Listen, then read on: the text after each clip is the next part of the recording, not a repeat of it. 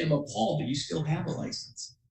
Why are we letting somebody who's made such gross misjudgments for such a long period of time counsel anybody? I don't care what these letters say. In fact, one could argue that after going through this, we would expect you to be on your best behavior. We would expect you then to realize, oh, geez, maybe in this case, in this appointment, I should be professional.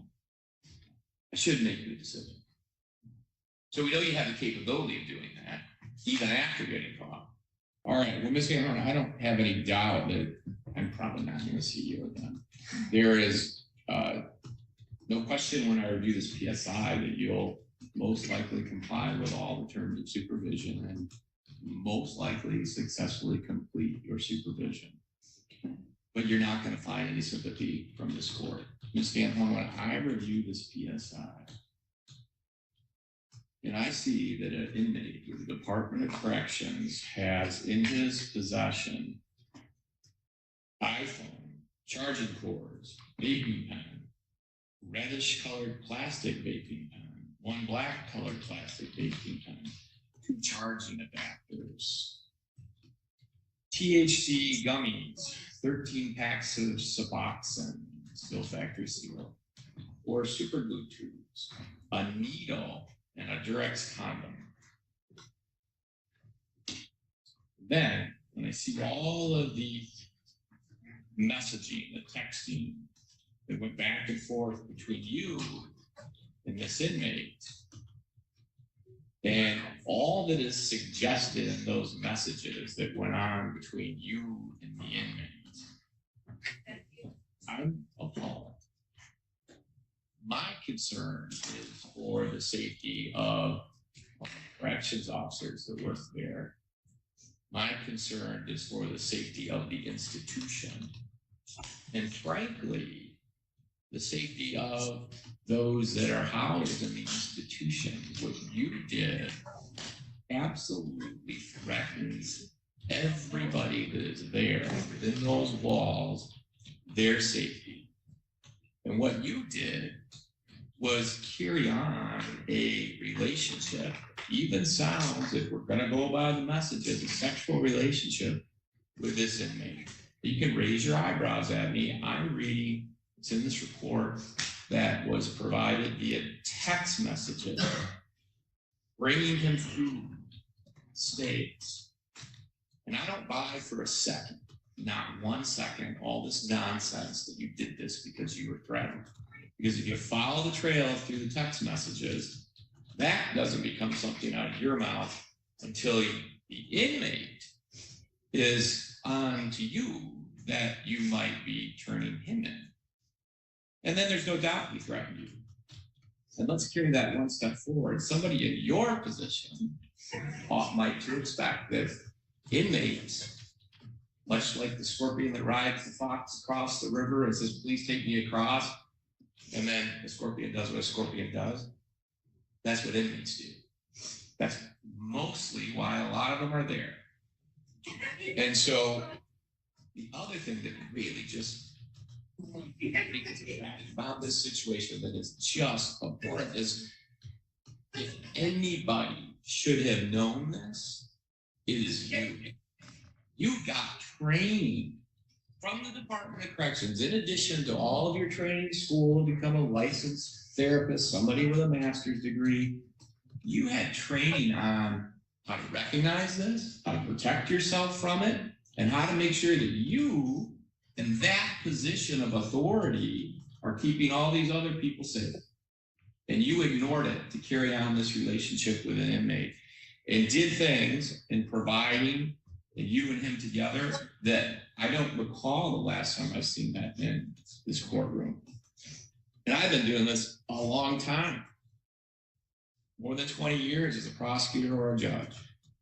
And we certainly see cases like this, but I don't know that I've seen one where a relationship between an employee of the Department of Corrections and the inmate has gone on for so long and is such a level, romantically providing him just about everything you can think of.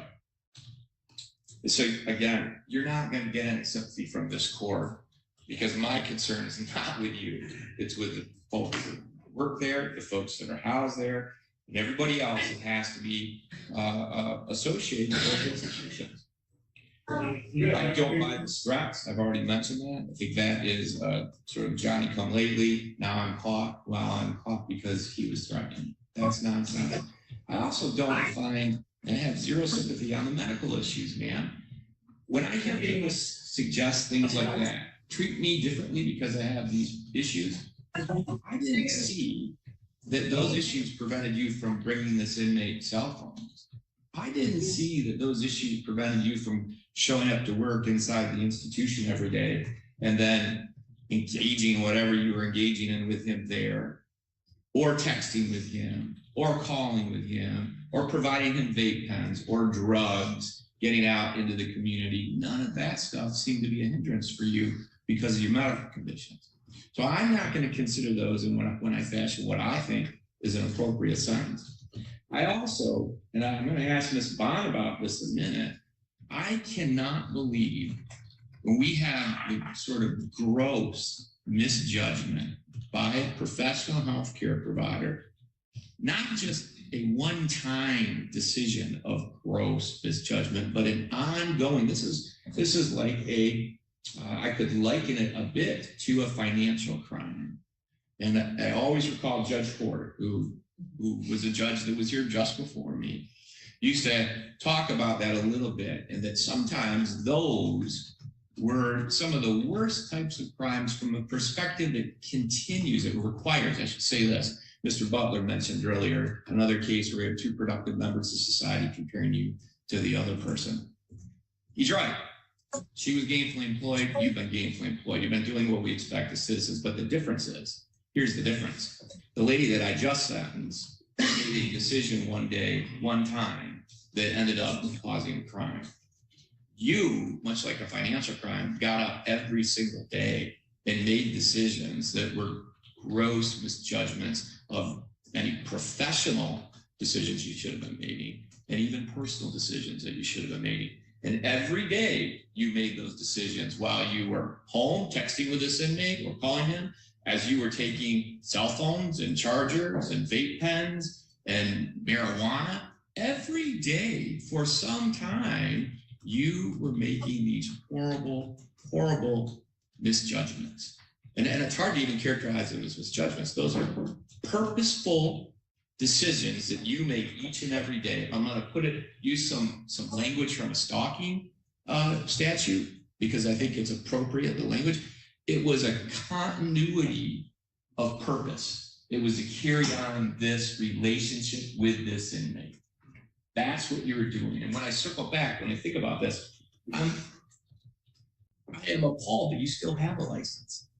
Why are we letting somebody who's made such gross misjudgments for such a long period of time counsel anybody? I don't care what these letters say.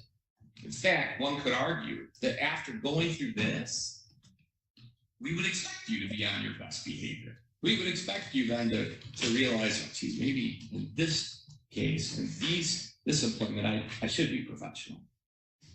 I should make the decision. So we know you have the capability of doing that, even after getting caught. But making those gross misjudgments for so long, carrying on this relationship with an inmate, I don't know how you have a license. I really don't. And I'm going to do something else here today. When we have financial crimes, we don't let people go back and work in the community handling money. And I sure as heck am not going to allow you to be counseling anybody while you're on supervision with this court. You're not going to be engaged in the field of therapy in any way, shape, or form. Ms. Sanborn, it will be the sentence of the court. I'm going to place you on a period of supervision for 3 years. You're not to violate any criminal law of any unit of government. You're not to leave the state without consent of the court.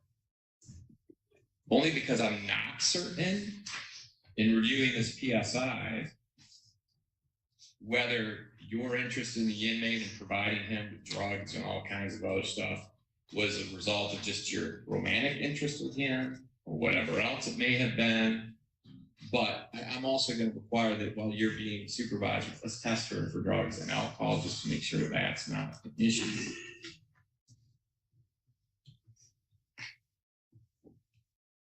While you're being supervised, your supervision fees will be $30 per month. While you're being supervised, of course, going to require that you maintain employment of 30 hours per week or a combination of the employment and your probation obligations. However, I am making, based on what I've just referenced here, the 30, number 30, condition of employment, you are not to be engaged in the mental health field while you're being supervised.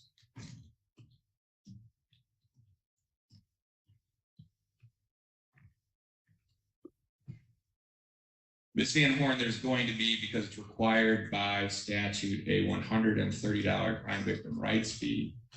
There'll be a $68 state cost that's also required by statute. There'll be a $60 DNA testing fee. There'll be court costs, the amount of $550. And then as it relates to item number 20, ma'am, I hope that this serves as a deterrent to other folks like you that may be thinking about doing something that threatens the security of a penal institution. I hope that it also impacts you and that you realize what happened here and how you truly did put so many people in danger as a result of your actions. I'm going to abide by the Killebrew Agreement, though I thought long and hard about not doing this, man. I think that the 0 to 9, I think the facts of this case certainly cried out. I think the court, what I was really considering is a departure upward. I was thinking about a Department of Correction sentence of 1 year. And I'm not going to go down that route, but there's many ways that when I think about this, that I don't think that the sentence I'm giving you is adequate, not based on this fact pattern. But I hope that it does resonate with others who might be thinking about the same thing. Book court's going to impose jail sentence of 135 days. You do not have credit for any days that you have previously served. Ms. Van Horn, you do have a right to seek appellate review of the sentence. The court's just imposed. If you'd like to do that, you have 21 days from today's date to make that request. And if you want a court-appointed attorney to assist you, you have a broader window of 42. So 21 and 42. Counsel, do you have that about paperwork, sir? Yes, sir. You were approached with that. So I'm going to place this in the file. Anything else from either side? No, thank you. All right, that'll conclude the matter. Ms. Van Horn, you can just have a seat in the front row over there and just wait until the deputy comes.